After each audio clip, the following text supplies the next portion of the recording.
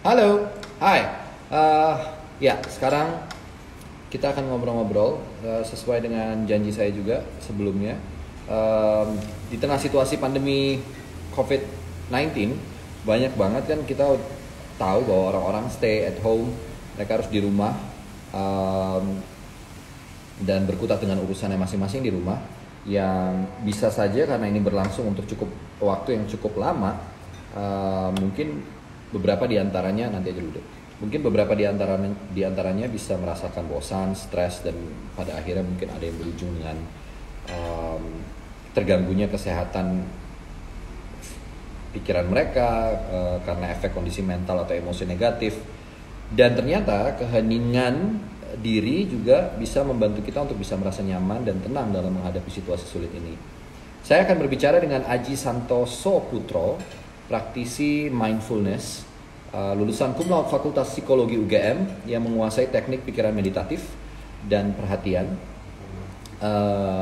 Biasanya juga memberikan pelatihan melalui seminar-seminar dan nasihat kepada orang-orang yang mencari solusi untuk mengurangi stres, meningkatkan kecerdasan emosional, fokus untuk konsentrasi, kesadaran, ketenangan, dan kebahagiaan. Saya akan menunggu sambungan dengan Aji.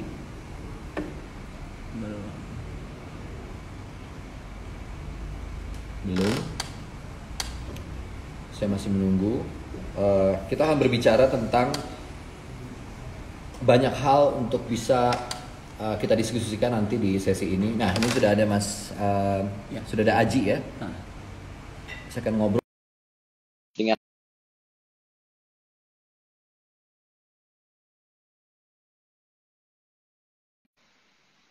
praktisi atau pakar mindfulness. Nanti sebutannya apa kita bisa tanya langsung sama Aji. Halo. Halo, Mas Reza. Hai, Mas Aji. Hai. Selamat Ya. siang ya. Selamat Ya. siang, Mas Aji. Apa kabar, apa Mas kabar? Aji? Baik ya. Baik, Baik. Mas Aji. Oke, kita baju Ya. putih-putih. Pas nih kayaknya buat Iya. ngobrol-ngobrol ya. Iya. Oke. Padahal nggak janjian ya. Padahal nggak janjian. Mas Iya. Aji, saya ingin Ya. bertanya-tanya banyak hal nantinya. Kita akan berdiskusi seputar masalah-masalah yang mungkin dialami banyak orang di tengah kondisi pandemi seperti ini. Kita tahu bahwa Iya. banyak orang yang harus stay at home. Iya. Mungkin juga tidak terlalu banyak aktivitas yang mungkin mereka pikir bisa lakukan di rumah. Iya. Sehingga itu cukup mengganggu ketenangan pikiran mereka. Mungkin ada yang mengalami stres. Dan kemarin saya juga mendengar kabar dari beberapa sumber bahwa ada di beberapa negara peningkatan yang cukup signifikan tentang terjadinya kekerasan domestik ya, domestic violence di rumah tangga, kepada anak-anak, dan lain-lain. Itu juga saya rasa dampak dari kondisi-kondisi mental yang mungkin cukup terpengaruh dengan adanya pandemi ini. Nah, Ya. saya ingin tanya ke Mas Aji, Ya. mungkin pertanyaan pertama adalah apa yang sebenarnya bisa menjadi sumber ketidaktenangan di masa karantina wabah ini khususnya? Mungkin kita mulai dari situ dulu. Ya, ada dua bagian besar atau bisa dikatakan dua aspek besar yang bikin kita tidak tenang ya.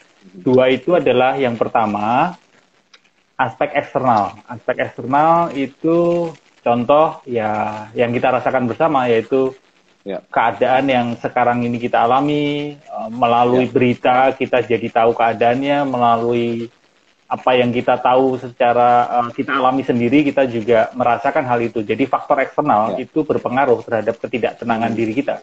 Yang kedua adalah faktor internal ya. Bagaimana kita mencerna, bagaimana kita bisa mengolah apa yang kita alami. Itu yang bisa membuat kita tidak tenang, Mas Reza. Ya. Jadi mencerna dan mengolah apa yang kita alami karena memang kita mendapatkan berbagai macam sumber berita atau peristiwa dari berbagai macam sumber. Belum lagi berita-berita yang mungkin faktanya akan sangat bisa dipertanyakan atau tidak valid. Mungkin juga itu bisa terjadi. Ya. Oke, jadi ada dua. Tadi Mas Aji menjawab ada dua faktor, eksternal dan internal. Lalu kemudian kalau kita melihat bahwa cukup besar berita yang terus berlangsung tentang pandemi ini, baik berita yang positif maupun berita yang mungkin rasanya cukup mengganggu atau tidak menenangkan jiwa gitu, Mas ya. Sehingga itu kemudian memunculkan rasa khawatir, anxiety, takut, sedih. apalagi kalau ada teman-teman mungkin yang ODP atau PDP kemudian dinyatakan positif, apa yang bisa sebaiknya tiap-tiap individu lakukan untuk menyikapi hal ini gitu. Jadi karena kan kita tahu bahwa kecemasan ini bisa menurunkan imunitas tubuh. Ya, benar sekali. Nah, apa yang sebenarnya mungkin bisa kita lakukan sebagai salah satu hal yang bisa jadi semacam, mungkin bukan pencegahan bahasanya ya, tapi alternatif hal yang bisa kita lakukan. Silakan Mas. Yang pertama adalah saya sebut dengan saya sarankan ya media diet. Media diet itu simpelnya adalah kita membatasi diri untuk mengkonsumsi berita ya. Kenapa? Karena sekarang ini kita berada di era tsunami informasi, Mas Reza. Jadi banyak sekali berbagai kanal yang memberitakan hal itu gitu, dan kita jadi kewalahan. Padahal diri kita itu punya kemampuan batas untuk mengelola atau untuk mencerna berita itu. Seperti yang dikatakan Mas Reza tadi, ada kalanya sebagian berita itu perlu dipertanyakan kebenarannya gitu kan. Betul. Sehingga betul. Langkah pertama adalah media diet. Batasi diri untuk mengkonsumsi berita. Yang kedua adalah meskipun kita sudah membatasi diri mengkonsumsi berita, ada kalanya kita terlalu percaya dengan berita yang kita baca. Ya. Maka saran kedua yaitu kita perlu jangan terus mudah percaya akan berita yang kita dapatkan. Jadi artinya kita cerna lagi, kita review lagi apakah berita ini benar-benar valid atau sumbernya dari mana. Jadi nggak gampang mengambil kesimpulan dari apa yang kita dengar gitu kali Mas ya kira-kira. Iya, karena langkah yang kedua ini mungkin lebih langkah yang sifatnya personal dan kendali di diri kita gitu. Sedangkan kalau media diet ada kalanya kita kewalahan sendiri dengan begitu banyaknya gempuran berita ya gitu. Itu kan faktor eksternal gitu. Betul. Mungkin buat yang baru bergabung, kita pembahasannya sudah sampai di tadi Mas Aji menjelaskan tentang ada dua aspek yang bisa mempengaruhi mental seseorang.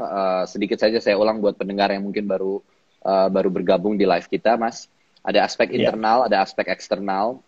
Kemudian ada media diet. Tadi Mas Aji berbicara tentang media diet adalah salah satu hal yang bisa kita lakukan di tengah kondisi ini untuk kembali membatasi diri untuk melihat informasi, kemudian mencerna ulang tentang informasi yang kita dapat untuk tidak mudah percaya begitu saja. Dan nggak membuat kepanikan yang begitu cepat mungkin kalau kita langsung percaya atau langsung gampang kita iakan, apalagi beredar mungkin di grup-grup WA atau apa gitu untuk kita percaya, wah ini dari teman sendiri informasinya mungkin sudah valid atau apa gitu ya. Baik, saya akan melanjutkan Mas. Kalau untuk Mas Aji sendiri, apa yang biasa Mas Aji bisa lakukan untuk bisa menenangkan diri dan membantu diri sendiri mengatasi hal ini? Ya, beberapa di antaranya yang saya lakukan adalah satu, saya mengusahakan diri atau berupaya untuk workout setiap hari, home workout ya. Jadi olahraga yang simpel aja, jangan sampai cedera. Yang terpenting adalah tubuh kita berolahraga, karena dengan mengolahragakan diri kita, pikiran kita akan terbantu tenang. Itu yang pertama. Yang kedua adalah saya berlatih meditasi ya.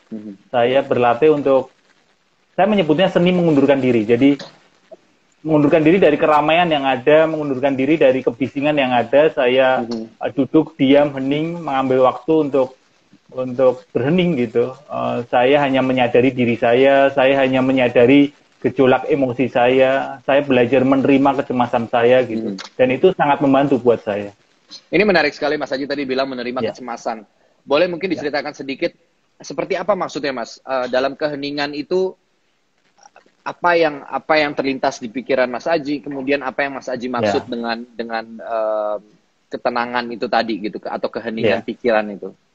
Ya, terima kasih atas pertanyaan Mas, karena ini pertanyaan yang bagus sekali dan banyak orang yang belum paham mengenai hal ini. Kecemasan itu akan semakin menggila kecemasannya kalau kita lawan.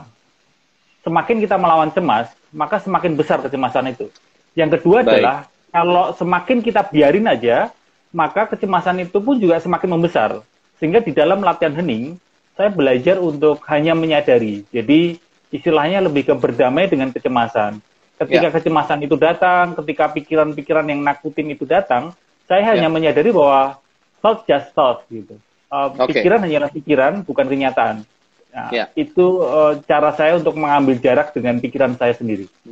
Ya, ini menarik banget ya. Thought is just thought gitu. Dan bahwa dua alternatif ini bukan jalan keluar. Ketika kita membiarkan kecemasan itu berlarut, maka itu akan semakin besar. Sementara ketika kita semakin melawan, itu juga bisa semakin besar. Jadi sebenarnya dua itu bukan jalan, tapi bagaimana kita menerima kecemasan itu dan berdamai dengan kecemasan yang ada. Kira-kira begitu mungkin, Mas Haji. Iya, karena what you resist persis ya. Itu apa yang saya pelajari di psikologi. Ada yang mengatakan apa yang kita lawan malah itu semakin membesar. Sehingga langkah bijak nan indah yang perlu kita lakukan adalah acceptance. Acceptance is the key of healing. Penerimaan adalah key of healing. Penerimaan adalah kunci untuk memulihkan ya. Ya. Baik, Mas Haji. Kemarin saya juga sempat ngobrol dengan salah satu rekan yang berhasil sembuh dan melewati fase yang cukup berat ya. Artinya sahabat saya ini juga terdampak COVID, dia dinyatakan positif, lalu bisa berhasil sembuh dan melewati perjuangan yang sangat berat gitu. Dan salah satu yang bisa saya refleksikan dari ceritanya adalah bagaimana menerima keadaan sulit itu, ya penerimaan, balik lagi, menerima keadaan sulit dan berjuang untuk sembuh. Fokus terhadap saya pasti akan bisa sembuh gitu kira-kira. Dan apa hal-hal yang bisa dilakukan untuk bisa sampai pada tahap menerima, untuk bisa terus membangun harapan supaya bisa sembuh bagi yang positif. Bagi yang di rumah aja, apa langkah yang bisa dilakukan untuk bisa menerima keadaan itu? Prosesnya kira-kira seperti apa, Mas Haji? Ya. Di awal kita perlu sadari dulu bahwa apa sih yang bikin kita tidak bisa menerima. Dan ternyata kalau setelah dirunut, Mas Reza, yang membuat kita tidak bisa menerima, yang membuat kita tidak bisa ikhlas adalah pikiran kita sendiri. Pikiran kita ini memang pintar sekali untuk menghadirkan hal-hal yang membuat kita tidak mampu menerima kenyataan ini gitu. Kenyataan ya kenyataan, tapi pikiranlah yang membuat mendramatisir gitu kejadian. Iya, betul. Saya setuju sekali dengan itu. Sehingga untuk menerima, maka kita perlu berlatih menjaga jarak dari pikiran kita sendiri. Jangan terlalu percaya pikiran kita sendiri. Jangan terlalu mempercayai pikiran kita sendiri. Terutama dalam situasi-situasi seperti ini mungkin, Mas ya.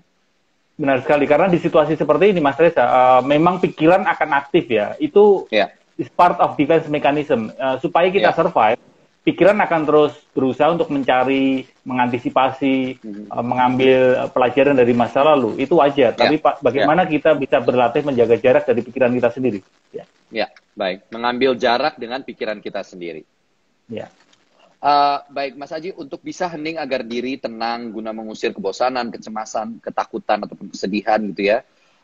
Saya tahu bahwa itu tentu bukan hal yang mudah untuk dilakukan semua orang gitu. Pasti semua orang akan menghadapi, terdengarnya sangat mudah, tapi pada prakteknya itu sangat sulit gitu. Apa sebenarnya yang bisa atau yang biasanya bisa mengganggu kita untuk hening beberapa saat atau beberapa lama agar bisa menjadi tenang dan mental kita menjadi kembali positif. Jadi pada saat kita sadar, saya akan melakukan keheningan, saya akan membuat diri saya untuk berada dalam situasi yang sangat hening, berbicara pada diri sendiri, memiliki kesadaran penuh atas diri sendiri. Itu sebenarnya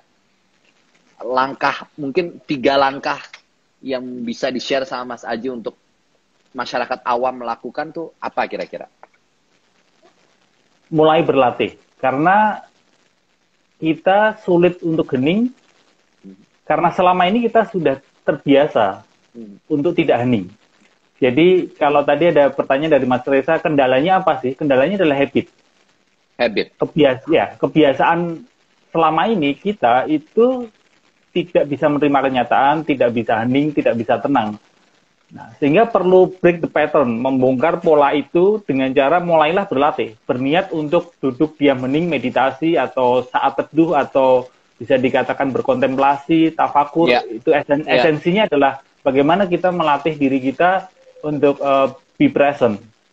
Seperti Mas Reza lakukan mungkin ketika bermain peran ya, itu sangat luar biasa sekali menurut saya. Terima kasih.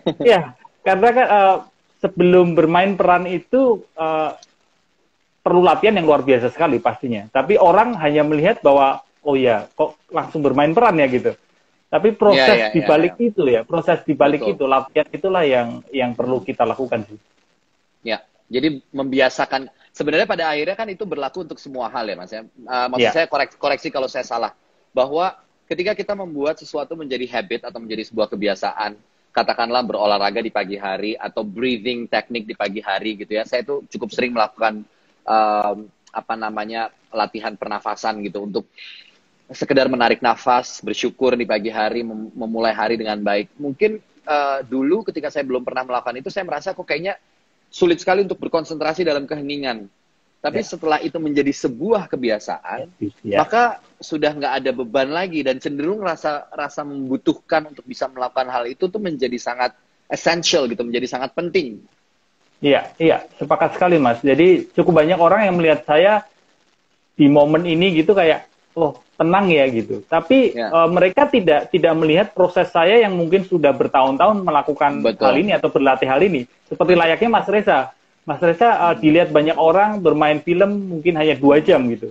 Tapi saya yakin sekali Benar. sebelum 2 jam itu terjadi, Mas Reza latihannya mungkin bisa berminggu-minggu bahkan berbulan-bulan bahkan bertahun-tahun gitu. Hmm. Dan Ya. praktis itu yang kadang sulit dilakukan oleh kebanyakan orang. Baik. Mas Haji, kapan kira-kira menurut Mas Haji waktu yang paling tepat untuk kemudian kita berada dalam keheningan, Ya. refleksi diri, itu kapan waktu yang mungkin bisa dianggap tepat gitu untuk dilakukan? Ya, kalau saya boleh saran pagi hari ya. Pagi Mhm. hari sebelum banyak beraktivitas, sebelum Ya, sibuk sana sini ya, prioritaskan untuk duduk diam hening bermeditasi, berlatih yang menyendiri, menepi mungkin 15 menit, 20 menit. lima belas menit sampai 20 menit. Karena kalau siang atau mungkin sore atau bahkan malam, kadang terus sudah capek ya, energinya sudah habis ya. Jadi Betul, alangkah baiknya betul. pagi hari. Ya, ya. Pagi hari ya, Mas ya. Ya, Nah, dalam mempraktekkan meditasi atau berada dalam keheningan ini sendiri, sebenarnya um, apa yang langkah awal yang dilakukan, Mas? Maksudnya persiapannya bagaimana kira-kira untuk seseorang bisa ya, memulai, oke, saya akan bermeditasi. Karena saya yakin bahwa meditasi atau berada dalam keheningan itu ini tidak ada hubungannya dengan latar belakang agama seseorang ya, mungkin tidak ada, ya, itu kan ya, nggak ada ya. Jadi ya. keheningan itu atau kontemplasi itu bisa bisa kita praktekkan dalam baik itu dalam doa, dalam keheningan Ya. ketika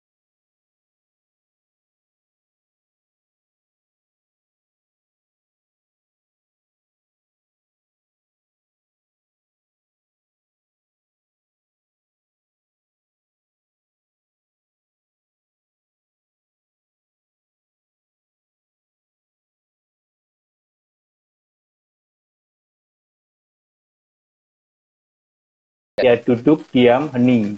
Bisa ya. duduk bersila, boleh juga duduk di kursi, boleh juga Mhm. kalau pagi masih di tempat tidur, duduk di tempat tidur boleh. Ya, Habis itu pejamkan mata, sadari nafas. oke.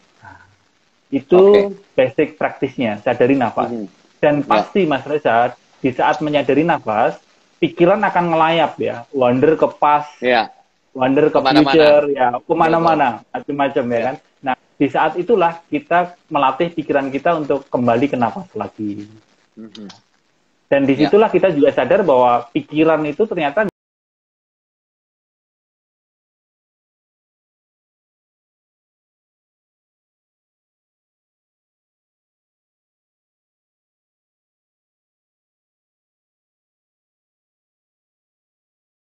Beda ya Mas ya. Ada yang ya, mungkin ya, tinggal di area yang cukup bising misalnya atau ya, cukup banyak ya. suara-suara atau Ya. kira-kira ruang seperti apa, Mas? Yang Kalau zaman tepat. dulu banget ya, zaman dulu gambarannya kan ruang hening itu memang beneran hening ya Mas Res ya. Tapi di Ya, zaman ya. sekarang nggak harus hening banget kok gitu. Paling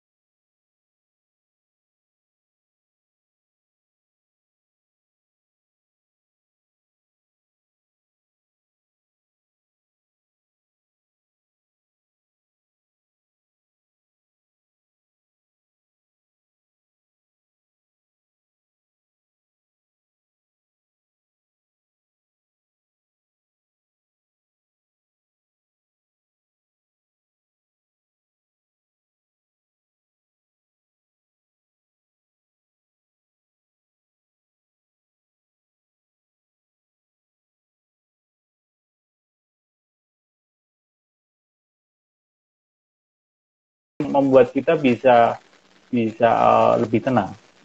Ya, setuju saya. Saya termaksud yang sering sekali apa namanya mempelajari juga tentang hal ini semampu saya gitu Iya, ya. iya, Karena betul. buat saya dalam proses berkesenian juga Iya. hal-hal tersebut memang sangat sangat penting, apalagi kalau sudah bicara tentang kontemplasi gitu.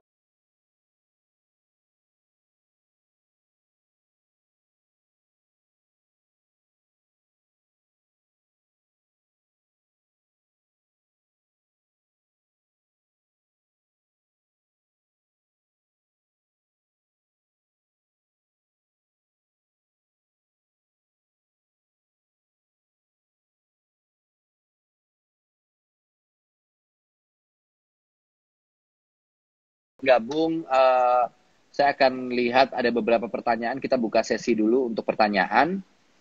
Em, ini saya akan pilih dulu pertanyaannya. Bisa ditunggu sebentar Iya. ya, Mas Aji. Ya, nggak apa-apa. Apa Mas Reza? Mhm.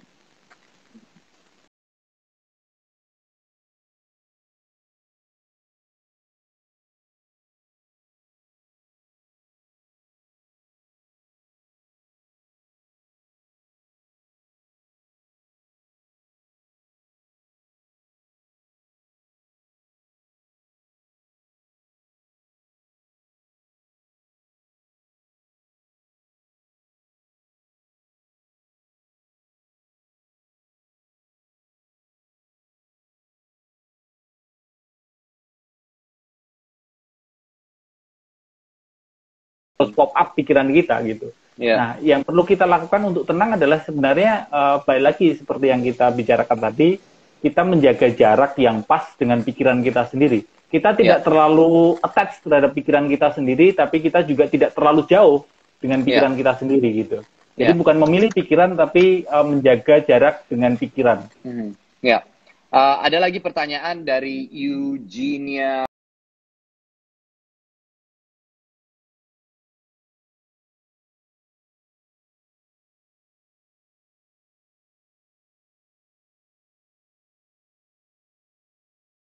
Banyak Mirip ya, sebenarnya. ya masih banyak orang yang berusaha menyingkirkan pikiran negatif. Padahal semakin kita menyingkirkan pikiran negatif akan semakin datang bertubi-tubi gitu. Ya, ya, ya, Ya, betul. jadi ketika pikiran negatif datang, apa yang perlu kita lakukan? Sadari saja, terima Mhm. bahwa pikiran hanyalah pikiran gitu.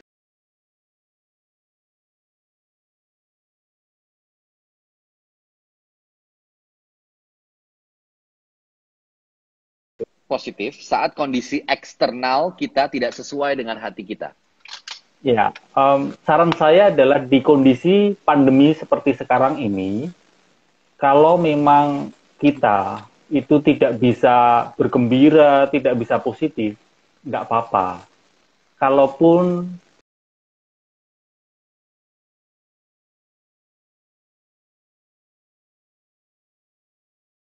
dan Ya, kita berhadapan dengan situasi yang baru gitu, betul. dengan Saya, memberi dengan memberi ruang yang longgar terhadap perasaan kita, ya. maka disitulah akan timbul ketenangan.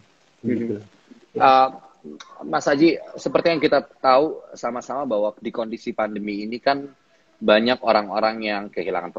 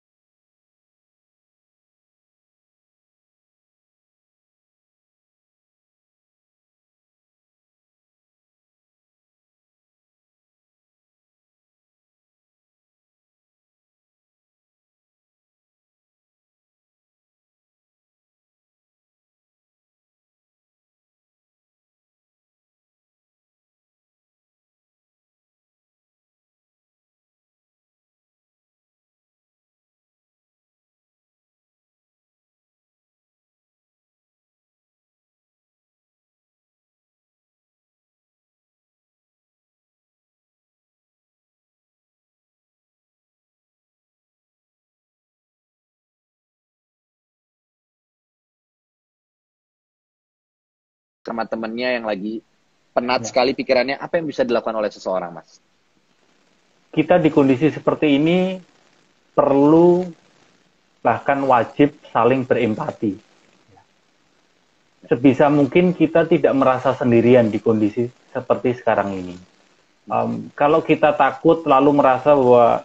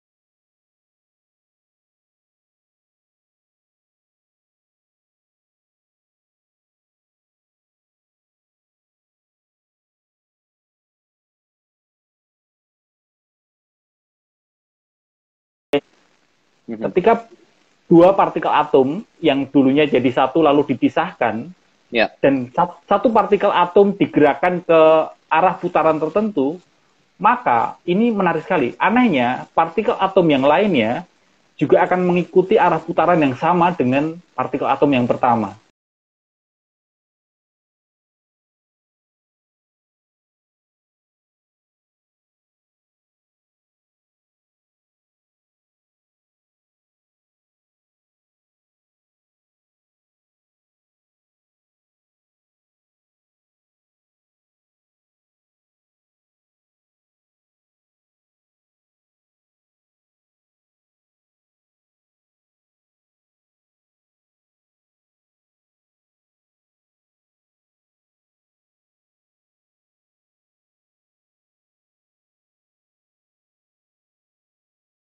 Ternyata buat orang lain. Hanya sekedar menanyakan kabar, menanyakan apakah kamu baik-baik aja, bagaimana kabarnya, sehingga mungkin kalau dia punya cerita yang ingin diceritakan bisa kemudian kita menjadi pendengar. Rasanya kehadiran seperti itu mungkin di situasi seperti ini sangat sangat dibutuhkan ya, Mas Haji. Iya. Apalagi sebelum keadaan sekarang ini, Mas Reza, memang juga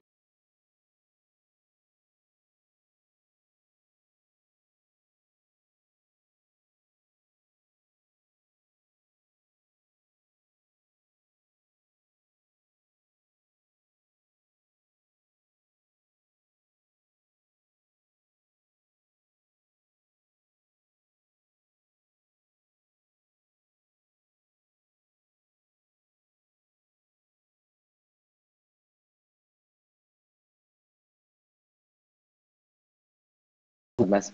Tadi ada Mbak Ika juga nih, Mbak Ika Natasha. Mbak Ika Natasha tadi komen sesuatu, tapi saya nggak tahu tuh komennya ada di mana tuh. Kalau komennya di video, maaf ya Mas Haji, saya agak gaptek sedikit kalau soal Instagram. Iya. Sama Mas, saya juga. Di story, di DM. Artinya gimana tuh?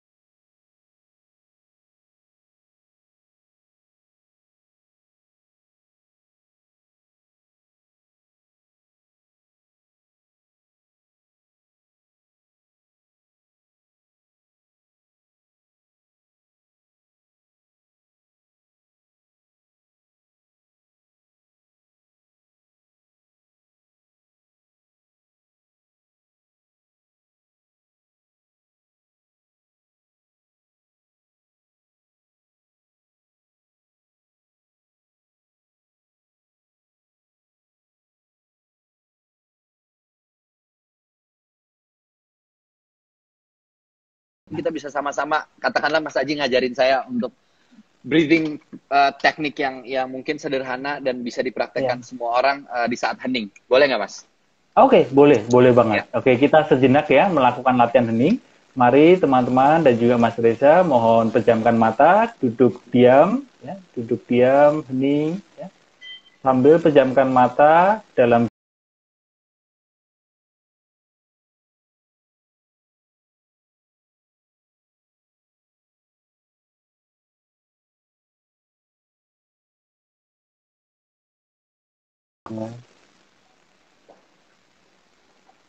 lalu perlahan hembuskan nafas.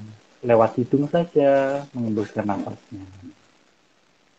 Dan sadari juga kamu sedang mengembuskan nafas. Beberapa kali lakukan di nafas. Lagi tarik nafas. Sadari nafas. Tarikan nafas. Hembuskan nafas. Ajak dirimu untuk beristirahat. Oh ya,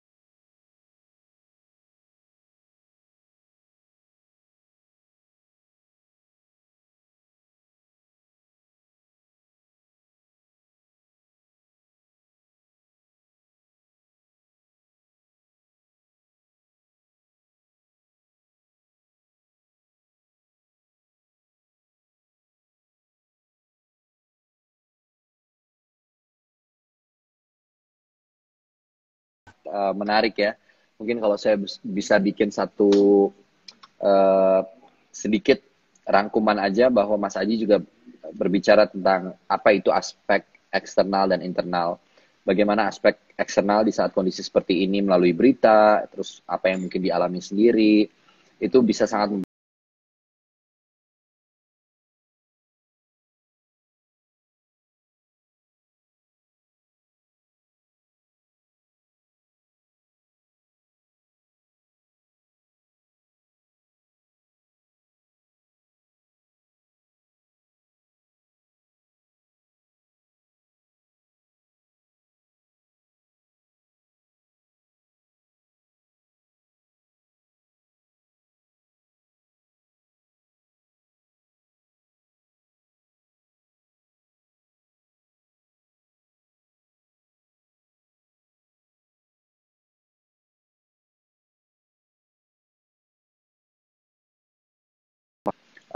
menjaga jarak dengan pikiran kita sendiri dan menyadari penuh, karena pikiran itu kalau kata Mas Aji semakin dilawan, dia akan semakin besar, dan kalau dibiarkan begitu saja dia juga akan semakin besar. Jadi artinya perlu ada penerimaan yang sangat baik.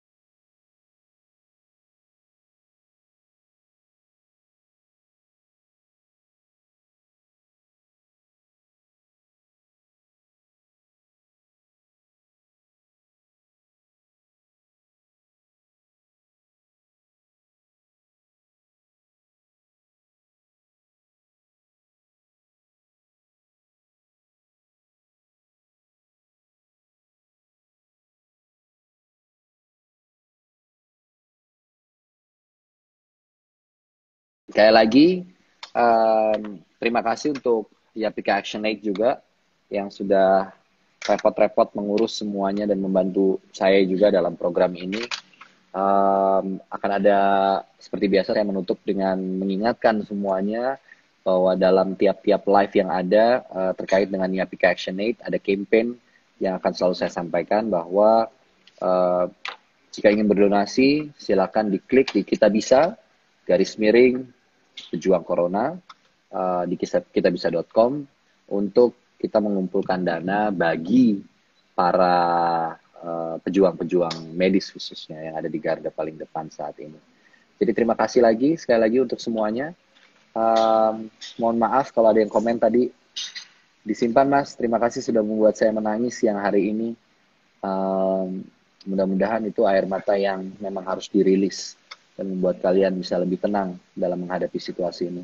Saya hanya bisa mendoakan semoga semua dalam keadaan sehat dan baik-baik, bahagia. Itu aja. Sekali lagi, terima kasih. Sampai ketemu di live berikutnya bersama saya juga dan bersama narasumber-narasumber yang lain, dan mudah-mudahan akan selalu memberikan dialog-dialog. Terima kasih. Selamat siang semua. Selamat beraktivitas di rumah. Jangan lupa jaga kesehatan kalian, jaga jarak aman, pakai masker kalau mau keluar rumah. Terima kasih. Saya pamit. Bye-bye.